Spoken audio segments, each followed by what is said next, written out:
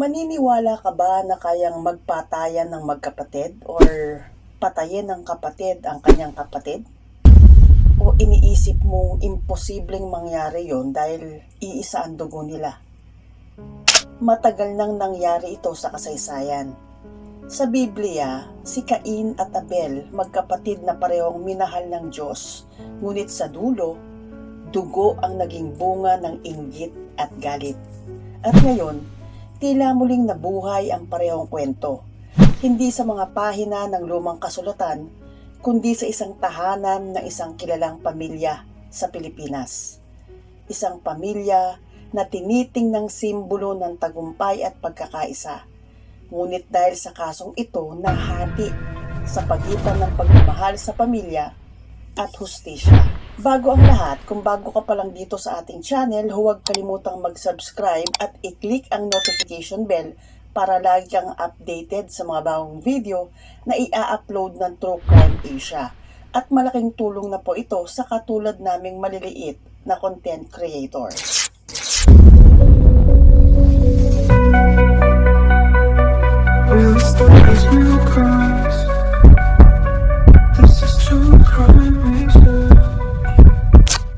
At ngayon, kilalanin muna natin ang pamilyang pinag-ugatan ng trahedya. Ang pamilya ni Don Ramon Revilla Sr. o Jose Acuña Bautista, dating senador, action star at haligi ng isa sa pinakamalaking angkan sa industriya ng politika at showbiz. Nagkaroon siya ng 7 anak sa kanyang tunay na asawa na si Azucena Mortel, sina Marlon, Rowena, Princess Strike, Andrea Diana, at syempre ang pinakakilala sa magkakapatid, si Jose Marie Bautista o mas kilala bilang Ramon Bong Revilla Jr. Ang mga Revilla ay pangalang kilala sa Cavite at sa buong bansa. Ngunit hindi doon nagtapos ang kanyang lahi. Nagkaroon din siya ng relasyon sa 16 na babae at isa na nga dito si Jeneline Magsaysay na nagmula sa angkan ng mga politiko sa Zambales. Anak siya sa labas ng dating senador Genaro Magsaysay, ang nakababatang kapatid ng dating presidente na si Ramon Magsaysay. 16 na taon si Jeneline nang pumasok sa showbiz at dito siya nakilala at niligawan ni Revilla Sr. 17 years old si Jeneline nang magdesisyon na tuluyan ng makisama kay Revilla Sr. na noon ay 59 years old. Mula sa kanilang pagsasama, isinilang naman ang 9 na anak. Kabilang si Ramjen Jose Revilla, ang panganay ni Jeneline at Revilla Sr. na later on ay malaki ang bahagi sa kwentong ito. Ayon sa ilang ulat, more or less mga 80 ang anak ni Ramon Revilla Sr. Mula nga ito sa 16 na babae, hindi na natin sila iisa-isahin. Sabi ng iba, 45 lang ang kilala at opisyal na tinatanggap ng pamilya. Kaya nga nag-iwan daw di umano ng DNA niya ang matandang Revilla para kapag may nag-claim na anak niya, may DNA na pagkukumparahan. Isang napakalaking pamilya. Ngunit gaya ng kasabihan, mas marami, mas masaya. Pero karaniwan din, mas magulo. Sa dami nila, hindi naiiwasan ang sigalot, selosan at kompetisyon sa pagitan ng magkakapatid. At ito na nga ang nangyari sa binuong pamilya ni Revilla Sr. at ni Jeneline Magsaysay. Ang lahat ay naganap sa loob ng BF Homes, Parañaque, isang tahimik at eksklusibong subdivision na kilala sa mahigpit na seguridad. Dito nakatira ang mga negosyante, artista at kilalang personalidad. May mga checkpoints sa bawat gate, mga guard na umiikot gabit araw, at mga bahay na may sariling CCTV at mataas na pader. Isang lugar na dapat ay simbolo ng kapayapaan at kaligtasan. Ngunit sa gabi ng October 28, 2011, ang seguridad ng BF Homes ay hindi naging sapat para pigilan ang trahedyang babago sa buhay ng pamilyang Revilla. Ayon sa salaysay ni Janelle Manahan, dating aktres na nakilala sa Star Circle National Teen Quest at girlfriend ni Ramjen, nasa loob lamang sila ng kwarto buong maghapon nanonood ng pelikula. Bandang alas 11 ng gabi, katatapos lang maligo ni Ram habang siya ay naghanda na para matulog nang biglang may kumatok sa pinto. Binuksan ni Janelle ang pinto at bumungad sa kanya ang nakababatang kapatid ni Ram na si Ramona Omara Revilla. Tahimik itong pumasok sa kwarto. Nangihiram ito ng video camera sa kuya niya. Habang nag-uusap ang magkapatid, nakatayo si Janelle sa tapat ng bukas na pinto. Mula sa labas, biglang may pumasok na lalaking nakamaskara. Walang babala, walang salita. Binaril siya. Tinamaan si Janelle sa mukha at balikat. Si Ram naman nagulat at agad sinugod ang hindi nakikilalang lalaki. Sinubukan pa nitong manlaban. Habang nakahandusay si Janelle, narinig pa niya si Mara na sumisigaw ng "Tama na! Tama na!" At pagkatapos noon, katahimikan. Sa pagitan ng hilo at takot, naaninag pa ni Janelle si Mara na tila natataranta. Nagmamakaawa siyang sinabihan ng kapatid ni Ram na tulungan mo kami. Pero imbis na tumulong, tumakbo si Mara palabas ng bahay at iniwan silang dalawa. Kahit sugatan, nagawa pa ni Janelle na tumawag sa kanyang pamilya upang humingi ng tulong. Ilang sandali pa, dumating ang mga pulis, halos 1 oras matapos ang pamamaril. Agad silang isinugod sa Parañaque General Hospital, ngunit huli na ang lahat. Si Ramjen Revilla ay idineklarang DOA or Dead on Arrival dahil sa tinamong mga saksak at tama ng bala. Si Janelle ay inilipat sa ICU ng Asian Hospital Medical Center. Milagro siyang nakaligtas at sa kanyang paggaling, siya ang magiging boses ng hustisya para sa lalaking kanyang minahal at saksi sa isa sa pinakamatinding kontrobersyang yumanig sa pamilya Revilla. Matapos maisugod sa ospital sina Ramjen at Janelle, agad namang nagsimulang mag-imbestiga ang mga pulis sa loob ng Revilla Mansion sa BF Homes. Tahimik ang buong bahay. Walang bakas ng gulo sa labas, walang basag na bintana, walang sirang pinto, maliban sa mga dugong nakakalat sa pinangyarihan ng krimen. At ang silipin ng mga investigador ang mga silid, laking gulat nila. Mahimbing na natutulog ang mga kasambahay na para bang walang nangyaring karumaldumal na krimen sa kabilang kwarto hanggang nga sa nagising sila ng mga pulis. Doon pa lang nila nalaman ang nangyari. Ayon sa mga kasambahay, oo, may narinig silang komosyon, mga sigaw at kalabog pero hindi raw nila ito pinansin. Dahil ayon sa kanila, natural na raw iyon sa bahay. Madalas daw kasing magkaroon ng alitan at pagtatalo ang magkakapatid. Sa kabilang silid naman, ginising din ng mga pulis ang personal driver at alalay ni Ramjen, si Ronald Angkahas. Ayon kay Ronald, maaga raw siyang nakatulog dahil sa pagod. Pero bandang alas 12 ng gabi, naggising siya saglit at sumilip sa bintana. Doon niya raw nakita ang magkapatid na RJ at Mara Revilla na palabas ng bahay. Akala niya noon aalis lang ang dalawa kaya hindi na niya pinansin. Sa mga unang oras ng investigasyon, ang akala ng mga pulis, isang kaso ng pagnanakaw na nauwi sa karahasan. Ngunit nang makita nilang walang nawawala sa mga gamit ng mga biktima, mabilis itong na-rule out. Sumunod, lumutang ang tsorya ng love triangle. May mga espekulasyon na baka may karelasyong babae si Ramjen na posibleng nag-udyok ng selos o paghihiganti. Ngunit habang lumalalim ang investigasyon, wala ring matibay na ebidensyang sumusuporta rito. Hanggang sa unti-unting lumitaw ang mga salaysay ng mga kasambahay, ang CCTV footage at mga pahayag ng mga security guard ng subdivision. At doon nagsimulang magbago ang takbo ng buong kaso. Ang mga salarin hindi tagalabas. At kung totoo man na may pumasok na iba, may tumulong mula sa loob. Mula sa kasong robbery with homicide, naging love triangle, hanggang sa laban na sa loob ng pamilya. Kinabukasan, sumabog ang balita sa telebisyon, radyo at mga pahayagan. Headline: Anak ni dating Senator Ramon Revilla Sr. patay sa pamamaril at pananaksak sa loob ng sariling tahanan sa BF Homes. Sa ospital, dumagsa ang mga kaanak at taga-suporta ng pamilya Revilla.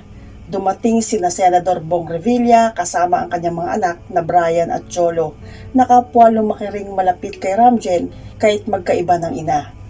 Habang nasa morgue ang katawan ni Ramjen, makikita sa mga mata ni Bong ang pighati, hindi lang bilang kapatid, kundi bilang ama rin na nakakaunawa ng bigat ng pagkawala ng isang anak. Sa harap ng mga reporter, mahina, ngunit mariin niyang sinabi, "Hindi ko alam kung paano namin sasabihin ito kay Papa. May sakit siya at baka hindi niya kayanin. Pero sisiguraduhin ko makakamit ni Ramjen ang hustisya." Bilang patunay ng kanyang determinasyon, nag-alok si Bong Revilla ng ₱250,000 bilang pabuya sa sino mang makapagtuturo ng mga salarin. At sa loob lamang ng ilang oras na buo ang Task Force Ramjen na pinangunahan ni Chief Inspector Enrique C. Layunin nitong tutukan ang kaso at kilalanin ang mga responsable. Ngunit habang ang pamilya'y nagluluksa, isang nakakagulat na balita naman ang sumunod. October 29, 2011, dumating sa Las Piñas Police Station si Ramona Mara Revilla. Tuliro, umiiyak at halatang takot. Ayon sa kanyang pahayag, sa pilitan daw siyang isinama ng mga salarin at ibinaba sa Las Piñas matapos ang krimen. Sabi niya, wala siyang alam sa nangyari sa kanyang kuya at isa rin siyang biktima ng sinasabi niyang sindikato. Ngunit sa unang tingin pa lang, hindi ito tumugma sa mga salaysay ng mga security guard sa BF Homes. Ayon sa mga gwardya, nakita nilang kalma at mabilis na naglalakad palabas ng subdivision si Mara, kasama mismo si RJ Revilla, ilang minuto matapos ang pamamaril. Dito nagsimulang mabasag ang imahe ng isang biktima. At sa mga susunod na araw, ang pangalan ni Mara Revilla ang kapatid na dati pinagtanggol at pinaniwalaan ni Ramjen ay unti-unting naging sentro ng kontrobersya. Ang tanong ng lahat, biktima ba talaga si Mara o bahagi siya ng sinasabi niyang sindikato? Habang patuloy na umiinit ang investigasyon, lumutang ang isang lalaking nagngangalang Roel Puson sa Las Piñas Police Station. Ang lalaking naging bahagi daw ng mga pagpaplano para patayin si Ramjen. Siya ang magsisimula ng bagong direksyon sa investigasyon. Ayon sa kanyang salaysay, hindi raw iyon ang unang pagtatangka na itumba si Ramjen. Ang una ay nakatakda pa raw noong October 12, 2011. Ngunit hindi ito natuloy dahil nung gabing kumatok sila sa bahay ni Ramjen, may narinig silang pagkasa ng baril, dahilan para umatras ang grupo. Pinangalanan ni Puson ang mga sinasabing gunmen na sina Michael Nartea at Roy Francis Tolisora. Matapos ang bigong pagtatangka, nakipagkita raw sila kay Norwin de la Cruz at ibinigay ang .45 caliber na baril sa isang babae na kinilalang si Altea. Dagdag pa niya sina De La Cruz, Ryan Pastera at ang girlfriend nito na si Glyza Vista ang umano'y sumusubaybay sa bawat galaw ni Ramjen. Sila ang mga middlemen na nag-ugnay sa mga gunmen at sa mga taong nagplano ng krimen. Pero ang pinaka nakakagulat sa lahat, ayon kay Puson, ang utak ng lahat ng ito ay mismong si Ramona, kasama ang kapatid nilang si RJ. Nalaman daw niya ito dahil nakita niya mismo si RJ sa isa sa kanilang mga pag-uusap. Nagbibigay daw ito ng impormasyon tungkol sa mga kilos ni Ramjen. At nang makita ni Puson ang mukha ni RJ sa telebisyon, doon niya nakumpirma kung sino ang lalaking iyon. Ang pahayag ni Puson ang naging batayan sa pag-aresto sa grupo ni na RJ Revilla at iba pa. Ayon pa kay Puson, matagal na niyang kakilala si Nartea at Tolisora at sila rin ang unang nag-alok sa kanya ng trabaho. Ngunit sa huling sandali, umatras daw siya dahil sa takot at konsensya. Nalaman na lamang niya na natuloy ang plano nang mapanood niya sa balita ang pagkamatay ni Ramjen. Hanggang ngayon, sinabi niyang hindi niya matukoy kung sino mismo ang bumaril at sumaksak. Ngunit sigurado siya sa isang bagay. ang utos ay nanggaling sa loob ng mismong pamilya. Habang lumalalim ang investigasyon, lumabas sa salaysay ng mga sospek na si Ramona Revilla o Mara ang naging tulay sa loob ng bahay. Siya raw ang nagbigay ng impormasyon kung paano makakapasok sa loob ng compound at kung kailan tulog ang kanilang kapatid. Ngunit bago pa siya maharap sa mas malalim na interogasyon, isang nakakagulat na balita ang lumabas. Dahil noong November 4, 2011, ilang araw matapos ang krimen, lumipad palabas ng bansa si Ramona patungong Hong Kong at kalaunan ay nagtuloy sa Turkey kung saan nandoon ang asawa niyang Turkish businessman. Iniwan niya ang bansa habang mainit pang investigasyon. Dahil dito, lalo pang tumindi ang suspetsa ng publiko at ng mga otoridad na may alam siya sa tunay na nangyari. Sinampahan ng kasong murder at frustrated murder sina RJ at Ramona, kasama ng ilang pang kasabwat. Ngunit mula noon, nananatiling malaya si Ramona sa ibang bansa at hanggang ngayon, hindi pa siya nakababalik upang humirap sa korte. Habang mainit ang kaso sa Pilipinas, may isang video ang biglang lumabas mula pa sa Turkey. Isang video ng babaeng pinaghahanap ng batas, si Ramona Mara Revilla. Sa video, mariin niyang itinanggi ang lahat ng paratang. Ayon kay Mara, hindi siya tumakas. Umalis lang daw siya ng bansa para magpalamig. Hindi raw niya kayang patayin ang sariling kapatid. Pero sa gitna ng kanyang paliwanag, itinuro ni Mara ang isang tao, ang personal driver nilang si Ronald Angkahas. Ayon sa kanya, si Angkahas ang posibleng may kinalaman sa pagpatay kay Ramjen. Hindi raw totoo na siya ang tumulong o nagplano at lalo raw hindi siya tumakas dahil guilty siya. Pinaliwanag din ni Mara na nataranta lang siya sa mga sandaling iyon. Aniya, nang makita niyang duguan na si Ramjen at ang kasintang si Janelle, hindi raw niya alam ang gagawin. Hinahanap daw niya ang susi ng kotse. Nang hindi niya ito makita, umalis sa takot na baka nandoon pa ang mga salarin. Guilty lang siya dahil iniwan niya ang dalawang nakahandusay sa loob ng bahay. Kaya nasabi niyang kinidnap siya dahil sa takot.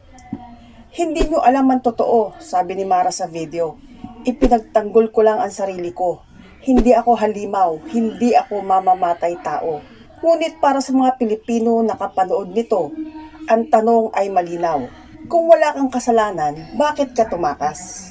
Ipinakita rin ni Mara ang ilang umano'y mensahe at mga pagkakataong sinaktan daw sila ni Ramjen. Isang salaysay na may mga patunay, ngunit walang formal na reklamong isinampa. Habang nananatili si Mara sa ibang bansa, sa Pilipinas naman ay unti-unting nabasag ang katahimikan ng pamilya Revilla. Ang dating pamilyang puno ng impluwensya at pangalan ngayon ay nahahati sa pagitan ng paniniwala at pagdududa.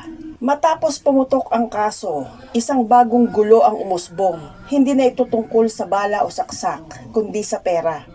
Sa mga panayam, inamin ni Jeneline Magsaysay, madalas daw silang magtalo ni Ramjen tungkol sa perang ibinibigay ng pamilya Revilla. May mga alitan daw kung sino ang mas binibigyan at kung bakit tila pinipigilan ang suporta sa kanila.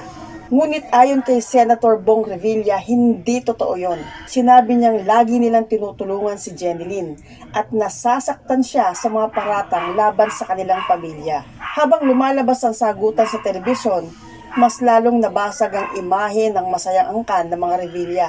Naniniwala ang iba na pera ang tunay na ugat ng trahedya. Noong 2013, sinimulan ang paglilitis sa Las Piñas Regional Trial Court, kung saan naharap sa korte ang kapatid ni Ramjen na si RJ Revilla at ang iba pang sangkot sa kaso.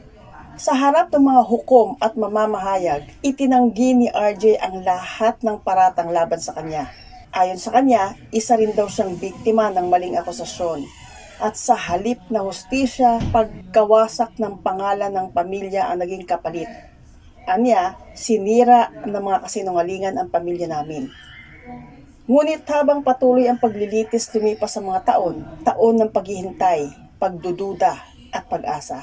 2019, matapos ang mahigit 8 taon ng pagdinig, naglabas ng desisyon ang Parañaque City Regional Trial Court Branch 274. Pinawalang sala sina RJ Bautista, Michael J. Nartea, Roy Francis Tolisora, Glyza Vista, J. Norwin de la Cruz at Ryan Pastera dahil sa kakulangan ng ebidensya. Kasunod nito, iniutos ng korte ang kanilang pagpapalaya kung wala na silang ibang kasong kinakaharap. Ngunit sa kabila ng hatol, hindi pa rin tuluyang natapos ang kaso.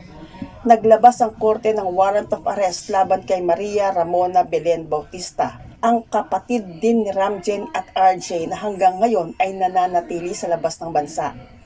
Ayon sa korte, ipagpapatuloy lamang ang kaso kapag siya ay maaresto. 14 na taon na ang lumipas, 2025, pero nasaan ang hustisya para kay Ramjen Revilla? Kung ang dugo ang kabayaran ng katahimikan, hanggang kailan mananatiling tahimik ang katotohanan? Ito ang kwento ni Ramjen Revilla. Maraming salamat po sa panonood.